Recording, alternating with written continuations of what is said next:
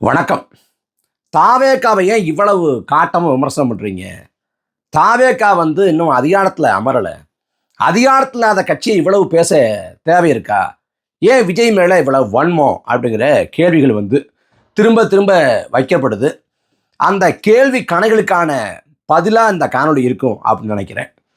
நேற்றைய தினம் சேலம் சீலநாயக்கம்பட்டியில் தாவேக்காவோட நிர்வாகிகள் கூட்டம் விஜய் தலைமையில் நடைபெற்றுச்சு, எல்லாருக்கும் தெரியும். அந்த நிகழ்வில் 5000 பேர் தான் பங்கேற்கலாம் அப்படின்னு காவல்துறை அனுமதி கொடுத்துருந்துச்சு. அப்போ அந்த கூட்டத்தில் நிர்வாகிகள் மட்டும்தான் கலந்து கொள்ள முடியும். ஆனால் அந்த கூட்டத்தில் பொதுமக்களும் கலந்துக்கிட்டாங்க.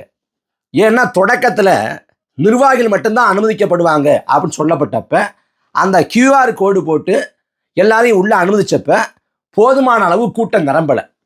அப்புறம் பொதுமக்களையும் உள்ள விட்டாங்க. அப்படி பொதுமக்களையும் உள்ள விட்டப்ப அதில் இருந்த ஒரு பொதுமக்களில் ஒரு ஆள் தான் சுராஜுங்கிற ஒரு இளைஞர். அந்த இளைஞர் அந்த கூட்டத்துக்குள்ள மயக்கமுற்று விழுந்து மருத்துவமனைக்கு கொண்டு போகிறப்ப இறந்து போகிறாரு. அதில் என்ன சொல்கிறாங்க, அவர் இந்த அதிகப்படியான வெப்பம் காரணமாக, வெயில் காரணமாக வலிப்பு விழுந்துட்டாரு, அதில் இறந்து போயிட்டாரு அப்படின்னு ஒரு செய்தி. அப்புறம் தாவேக்கா தரப்பில் என்ன சொல்கிறாங்கன்னா, அவருக்கு ஏற்கனவே இதயத்தில் பிரச்சனை இருந்துச்சு, மாரடைப்பு ஏற்கனவே வந்துருந்துச்சு, அதனால் மாரடைப்பு ஏற்பட்டு இறந்து போயிட்டாரு அப்படின்னு தாவேக்கா தரப்பில் சொல்லப்படுது. அவங்க குடும்பத்தினர் புகார் கொடுத்து சந்தேகத்துக்குரிய மரணம்ங்கிற அடிப்படையில் வழக்கு பதியப்பட்டிருக்கு. இதில் கரூரில் 41 பேர் இறந்து போனாங்க. 41 பேர் இறந்து போனப்ப இதே தாவேக்கா தரப்பில் என்ன சொல்லப்பட்டுச்சுன்னா, அது சதி, கூட்டத்துக்குள்ளே சில பேர் புகுந்து கத்தியை வச்சு கீறிட்டாங்க, கழுத்தை பிடிச்சி நெரிச்சு கொண்டுட்டாங்க, கழுத்தை களை வச்சு மிதிச்சிட்டாங்க, அப்புறம் அவங்க ஆசிட் அடிச்சிட்டாங்க அப்படின்னு என்னென்னமோ வாய்க்கு வந்தது அப்படி சொல்லி சதினால 41 பேர் செத்து போயிட்டாங்க அப்படின்னாங்க. ஆனால் அங்கே அந்த கரூர் பரப்புரை முழுவதுமாக எல்லாமே தொலைக்காட்சிகளில் ஒளிபரப்பப்பட்டுச்சு. அதில் ஒரு கோணம் கூட விடுபடலை. எல்லாமே கேமராக்களில் பதிவு செய்யப்பட்டுச்சு. எத்தனை ட்ரோன் கேமரா, எத்தனை காட்சி ஊடகத்தோட கேமரா, அது இல்லாமல் எத்தனை யூடியூப் கேமரா, அது இல்லாமல் எத்தனை பேர் கையில் அலைபேசி அங்கே இருந்ததெல்லாம் படம் பிடிச்சிச்சு. ஆனால் எந்த அலைபேசி கண்ணையும் எந்த கேமரா கண்ணையும் அங்கே நடந்த சதி பதிவாகலை. ஏன்னா சதியும் நடக்கவே இல்லை. அந்த நெரிசலுக்குள்ள இடிபாடுக்குள்ள சிக்கிக்கிட்டு 41 பேர் இறந்து போயிட்டாங்க. அதுக்கு காரணம் முறையான அந்த ஒழுங்குகளை செய்யலை. பல மணி நேரம் காக்க வச்சு அவங்களுக்கு தண்ணி ஏற்பாடு பண்ணாமல், சாப்பாடு ஏற்பாடு பண்ணாமல், கழிவறை ஏற்பாடு பண்ணாமல், எவ்வளவு மக்கள் கூடணும் அவ்வளவு பேர் கூடனா போதும், அதுக்கு மேலே மக்களை போட்டு நெருக்கக்கூடாது அப்படிங்கிற புரிதல் இல்லாமல் முழுக்க கூட்டத்தை காட்டி மாஸ் காட்டணும், நம்மக்கிட்ட தான் பெரிய படம் இருக்குது அப்படின்னு உலகத்துக்கு தெரிய வைக்கணுங்கிறதுக்காக அப்படி ஒன்றை பண்ணி அதன் வெளிப்பாடாக 41 பேர் செத்து போயிட்டாங்க. அந்த 41 பேர் செத்து போனதுக்கு காரணம் விஜய் திட்டமிட்டு இந்த வேலையை பண்ணாரு அப்படின்னு யாரும் சொல்லலை. விஜய் திட்டமிட்டு 41 பேரை கொண்டுட்டாருன்னு யாருமே சொல்லலை. விஜயோட அலட்சியம், அஜாக்கிரதை, அதுதான் காரணம்னு சொல்கிறோம். அதில் காவல்துறை இந்த ரோட் ஷோங்கிற ஒன்றுக்கு முதல்ல அனுமதியே கொடுத்துருக்க கூடாது. ஏன் அனுமதி கொடுத்துருக்க கூடாதுன்னா, தொடக்கத்தில் அவர் விஜயோட தொடக்க பரப்புரை முதல்ல தொடங்குறாருல, அங்கேயே சில பேர் மயக்கமுற்று விடுறாங்க. அப்போ ரோட் ஷோவுக்கு அனுமதி தர முடியாது, நீங்கள் பொதுக்கூட்டமாக அடைச்சிக்கிங்க, நாங்கள் அனுமதி தர்றோம் அப்படின்னு காவல்துறை தமிழக அரசு தரப்பு வரமுறைப்படுத்தியிருக்க வேண்டும். ஆனால் அப்படி வரமுறைப்படுத்தாமல் ரோட் ஷோன்னு மக்கள் புழங்கக்கூடிய வீதியில் அனுமதி கொடுத்தது முதல் தவறு. அப்புறம் அதுக்கு பிறகு அதே காவல்துறை இந்த இடத்த தாண்டி வராதிங்க, நெரிசல் ஏற்படலாம் அப்படின்னு எச்சரிக்கை கொடுத்தும் கூட அதை மதிக்காமல், இல்லை நான் அந்த இடத்துல பரப்புரை செய்வேன்னு விஜய் உள்ளே வந்தது அடுத்தது தவறாகி போச்சு. அந்த மரணம் நிகழ்ந்துருச்சு. 41 பேர் இறந்து விட்டாங்க. நிகழ்ந்துட்ட பிறகு ஒரு பொறுப்புள்ள குடிமகனாக, ஒரு பொறுப்புள்ள மனிதனாக, ஒரு பொறுப்புள்ள தலைவனாக, ஒரு கட்சியின் தலைவனாக விஜய் நடந்து கொண்டாரன்னா ஒரு விழுக்காடு கூட இல்லை. 41 பேர் செத்து அவங்க பிணமான பிறகு அந்த 41 பேர் உடலை யார் உடலையும் விஜய் பார்க்கல. 41 பேரில் எல்லாரும் கட்சிக்காரங்களாக இருக்க மாட்டாங்க, பொதுமக்களாக இருக்கக்கூடும், அதே போல் தாவேக்காவின் தொண்டர்களாகவும் இருக்கக்கூடும். அந்த தாவேக்காவோட தொண்டர்களுக்கு கட்சியோட கொடியை போற்றி மாலை அணிவிச்சு கட்சியோட மரியாதை செஞ்சு அப்படி யாரையும் அனுப்பி வைக்கல. விஜய் ஓடி போனார் பனையூருக்கு. 1 மாத காலம் வெளியே வரலை. கட்சிக்காரன் பூரா அலைபேசி அணைச்சி வச்சுட்டு போயிட்டான். கட்சியோட பொதுச்செயலர் புஷி ஆனந்த், துணை பொதுச்செயலர் நிர்மல்குமார் எல்லாரும் வழக்குக்கு பயந்துட்டு போயிட்டாங்க. எல்லாம் தெரிஞ்சது தான். இந்த 41 பேர் மரணத்தில் இந்த நொடி வரை ஏதோ ஒரு விதத்தில் வந்து நான் காரணம் அமைஞ்சிட்டேன். 41 பேரோட மரணத்துக்கு நான் காரணம் அமைச்சிட்டேன். அதனால் நான் வருந்துறேன், நான் மன்னிப்பு கோர்றேன், பகிரங்கமாக அதை தெரிவிக்கிறேன் அப்படின்னு ஏதாவது ஒரு இடத்துல விஜய் சொன்னாரான்னா எந்த இடத்துலையும் பதிவு பண்ணல. எனக்கும் அதுக்கு எந்த சம்மந்தமும் இல்லை. நான் கொடுத்த இடத்துல பேசுறத தவிர எந்த தவறும் பண்ணலை அப்படின்னு விஜய் சாதிக்கிறார். செப்டம்பர் 27 கரூரில் 41 பேர் இறந்து போனாங்க. டிசம்பர் 27 மலேசியாவில் ஜனநாயகன் படத்தோட பாடல் வெளியிட்டு விழா நிகழ்வு. அந்த நிகழ்வில் விஜய் அப்படி நடந்து மாறுறாரு, ஆர்ப்பரிக்கிறார், மகிழ்ச்சியாக இருக்கார். அதில் பாட்டு வர யார் பெற்ற மகனோ அப்படின்னு பாட்டு வர. எப்படி பாருங்களேன், 41 பேர் நம்மளால வந்து 41 உயிர் போச்சு அப்படின்னு நமக்கு தெரிஞ்சு வச்சுங்களேன், நமக்கெல்லாம் அப்படி நினச்சி வச்சுங்களேன், வாழ்நாள் முழுமைக்கும் அந்த குற்ற உணர்ச்சியிலிருந்து உங்களால் மீள முடியாது. நீங்கள் வந்து ஒரு காலகட்டத்துக்கு பிறகு அந்த துயரத்துலேருந்து வெளில வந்தால் கூட சப்கான்ஷியஸ் மைண்டும்பாங்கல்ல, நமக்கு மண்டைக்குள்ள ஓரத்தில் ஓடிக்கிட்டே இருக்கும். நம்மளால் 41 உயிர் போச்சுங்கிறது ஓடிக்கிட்டே இருக்கும். நம்ம சாலையில் போயிட்டுருக்குறோம், ஒரு வாகனத்தில் போகிறோம், குறுக்க ஒரு நாய்க்குட்டி விழுந்துருது, இல்லை வந்து ஒரு ஒரு ஒரு கண்டுக்குட்டி விழுந்துருது, ஏதாவது உள்ளே விழுந்து அடிபட்டுருது அப்படின்னா அந்த வேலை நம்மளால் சாப்பிட முடியாது. நம்மளால் நாய்க்குட்டி செத்து போச்சு, கண்ணுக்குட்டி செத்து போச்சு அப்படின்னு நம்ம பரிதவிச்சு போவோம் ஒரு நாய்க்குட்டி கன்றுக்குட்டிக்கு. ஆனால் நம்மளால் 41 உயிர் போச்சு, 8 குழந்தைகள் இவ்வளவு உயிர் போச்சு அப்படின்னு ஒரு சராசரியான மனசாட்சி கொண்ட ஒரு மனிதனுக்கு அப்படி தெரிஞ்சுன்னா அவனால் அந்த துயரத்துலேருந்து அவ்வளோ சீக்கிரத்தில் விடுபட்டு வெளில வரவே முடியாது. அவன் வந்து உச்சபட்ச மன உளைச்சலுக்கு ஆளாகி அவன் தற்கொலை பண்ணுற இடத்துக்கு போயிடுவான். எதுவுமே வேண்டாங்க, வாழ்க்கையில் எதுவுமே வேண்டாங்கன்னு விரக்தி மனப்பான்மைக்கு போயிடுவாங்க. அவனை சாதாரணமாக வீட்டுக்கு கொண்டு வர முடியாது. அப்படி வந்து எல்லாத்தையும் ஒன்றுமே வேண்டாம், எனக்கு இனிமேல் என்ன இருக்குது, என்னால் 41 உயிர் போச்சு, இதுக்கு மேலே நான் வாழ்ந்தான்னா செத்தா என்ன, எல்லாம் போய் போச்சே அப்படின்னு அவன் வந்து சராசரி மனதை விட்டு எங்கேயோ போயிடுவான். ஆனால் விஜய்கிட்ட அந்த 41 பேர் மரணத்துக்கு பிறகு ஒரு 2 நாள் கழிச்சு ஒரு காணொலி போட்டார். அந்த காணொலியை பாருங்க. அப்புறம் தலைவா படத்தோட வெளியீட்டு சிக்கலின் போது அப்போ ஒரு காணொலி போட்டார். அந்த காணொலியும் பாருங்க, இந்த காணொலியும் பாருங்க, அந்த காணொலியும் பாருங்க, 2 இப்படி வச்சு பாருங்க.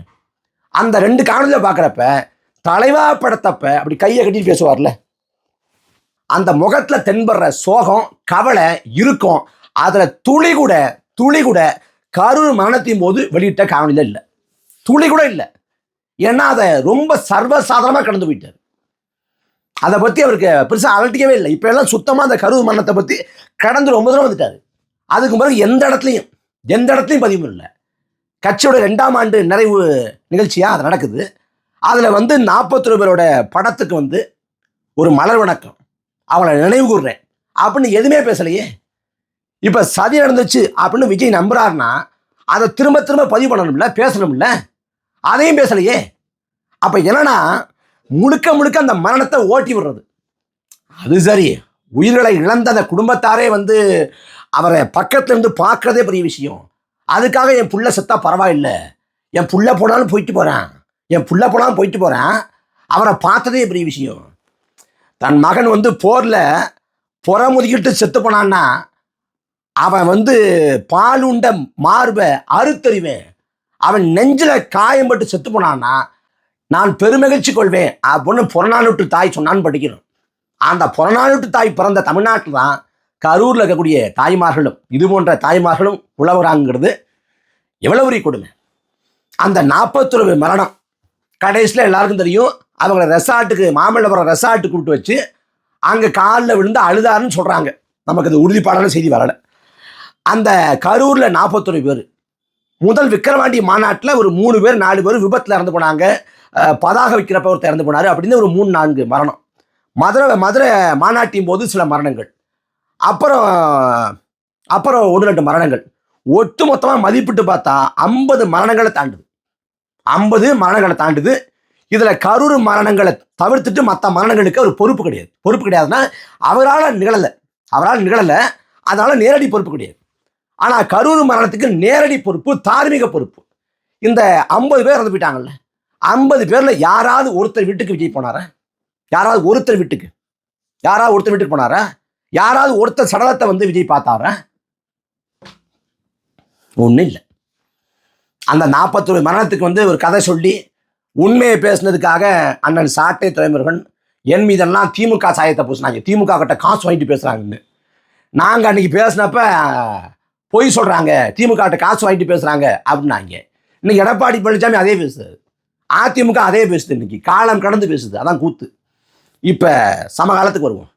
இப்போ நேற்றைய தினம் நடந்துச்சுல்ல சீலநாயக்கம்பட்டியில், அங்கே ஒருத்தர் இறந்து போனார். யாரு? முன்பே சொன்னது போல சுராஜ். அந்த சுராஜ் வந்து அந்த உடல்நல குறைபாட்டால, அதாவது மாரடைப்பு ஏற்பட்டு இறந்து போனாரோ இல்லை வெயிலோட தாக்கம் தாழாது வலிப்பு ஏற்பட்டு இறந்து போனாரோ நமக்கு தெரியல. ஆனால் அவர் தாவேகாவோட கூட்டத்தில் இறந்து போனார். அப்போ குறைந்தபட்சம் என்ன பண்ணலாம், அந்த மரணத்துக்கு ஒரு பொறுப்பு, நீங்கள் பொறுப்பு கூட ஏற்க வேண்டாம், விடுங்க. என்னோட கூட்டத்துக்கு வந்து, என்னோட நிர்வாகிகள் கூட்டத்துக்கு வந்து சுராஜ்னு ஒருத்தர் இறந்துட்டான்னு நான் கேள்விப்பட்டேன், பெரிய வருத்தம் அளிக்குது, எனக்கு வலியை கொடுக்குது அப்படின்னு ஒரு இரங்கல் அறிக்கை. அந்த குடும்பத்தார்கிட்ட அலைபேசியில் ஒரு உரையாடல், தைரியமாக இருக்குமா நான் கூட இருக்கேன் அப்படின்னு உரையாடல். அப்புறம் அந்த குடும்பத்தாரை போய் நேரில் பார்க்கறது. ஏன் நீங்கள் அலைபேசியில் பேசணும்? நீங்கள் அந்த அந்த கூட்டம் முடிஞ்சவொடனே இறந்து போயிட்டாருன்னு கேள்விப்பட்டவொடனே மருத்துவமனைக்கு போயிருக்கலாம், வீட்டுக்கு போயிருக்கலாம். அந்த குடும்பத்தார் வந்து உடலை வாங்க மாட்டேன் அப்படின்னு போராட்டம் பண்ணாங்க. தாவேகாரங்க யாருமே வரலை அப்படின்னு அவங்க சொன்னாங்க. அதுக்கு பிறகு பிச்சை போடுற மாதிரி 5 லட்சம் நிவாரணம். யாருக்கு? சுராஜ் குடும்பத்தாருக்கு வந்து 5 லட்சம் நிவாரணம். பிள்ளைகளின் படிப்பு செலவை நாங்கள் ஏற்றுக்கிறோம். எப்போ? கடைசியா. இதில் அந்த மரணம் நிகழ்ந்துட்ட பிறகு நியூஸ் தமிழ் ஊடகத்தை சேர்ந்த தம்பி சரி, அவர் வந்து அந்த சேலம் மாவட்ட பொறுப்பாளர்கிட்ட ஒளிவாங்கி நீட்டி என்ன நடந்துச்சு அப்படின்னு கேட்குறாப்புல.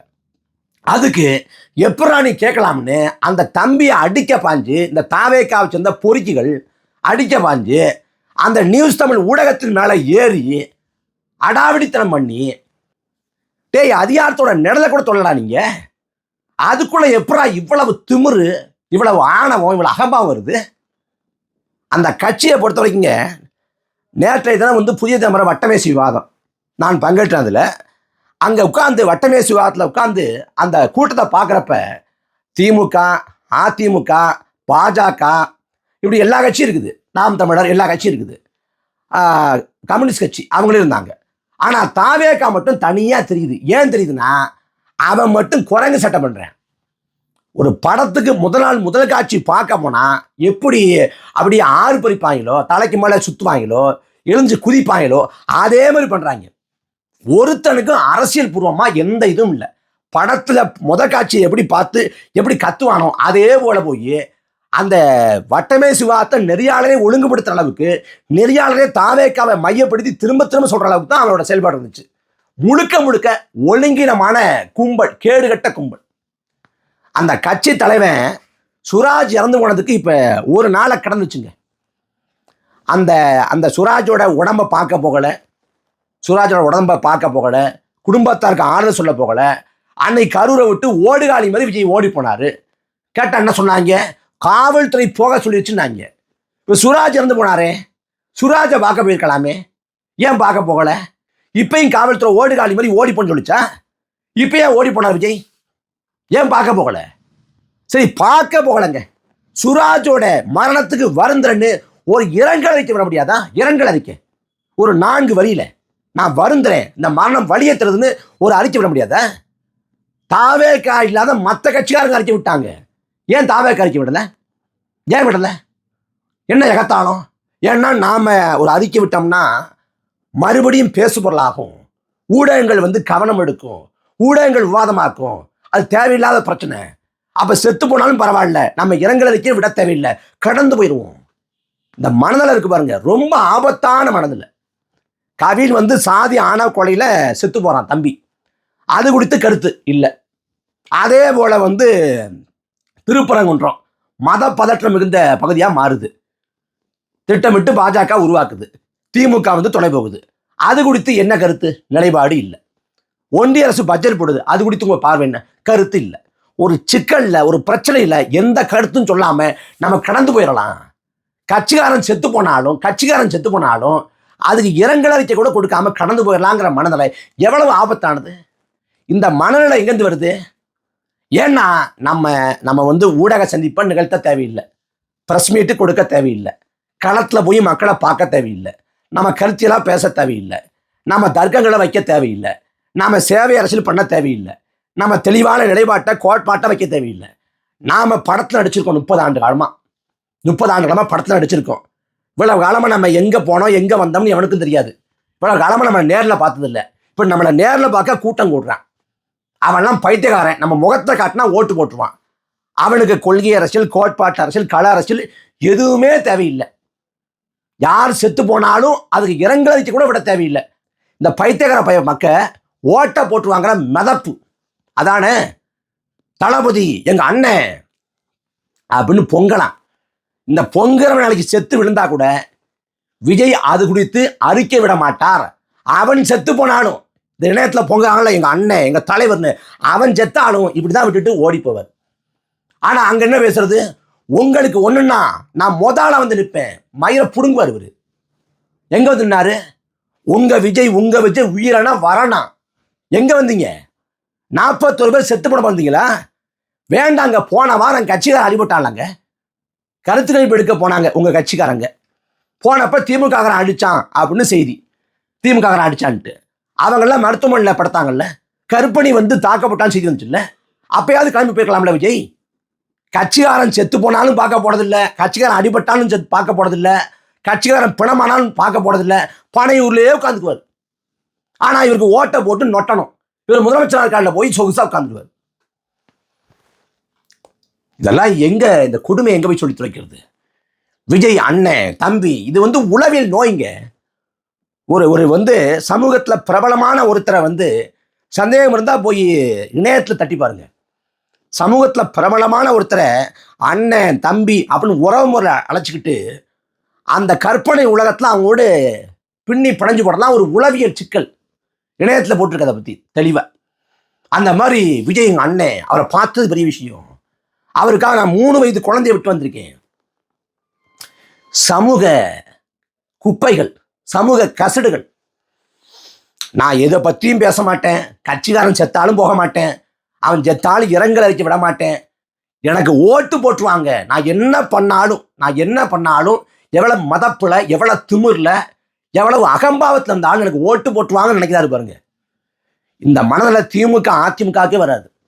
திமுக அதிமுக வந்து இதே போல மரணத்தை நிறுத்திட்டான்னா அவன் ஒப்புக்கு சடங்குக்கு அறிக்கை விடுவான். சம்பிரதாயத்துக்கு ஆறுதல் அப்படின்னு ஏதாவது ஒன்று உருட்டுவான். சடங்குக்கு தான் பயந்துக்கிட்டு பண்ணுவான். மக்கள் வந்து கோபப்பட்டுவாங்கன்னு பயந்துக்கிட்டு அதை வந்து சப்பக்கட்டு கட்டி மழுப்புவான். ஆனால் நான் அறிக்கை செத்து போனால் இரங்கல் அறிக்கை கூட கொடுக்க மாட்டேன் அப்படின்னு மிதப்பில் நிற்கிறார்ல, மிதப்பில். ஏன்னா நம்ம வந்து ஸ்டார்டம், நம்ம உயர்ந்த நட்சத்திரம், நமக்கு ஓட்டு போட்டுருவாங்கன்னு. இந்த திமிருக்கு, இந்த அகம்பாவத்துக்கு, இந்த ஆணவத்துக்கு நாயடி பேயடி கொடுக்கணுமா இல்லையா?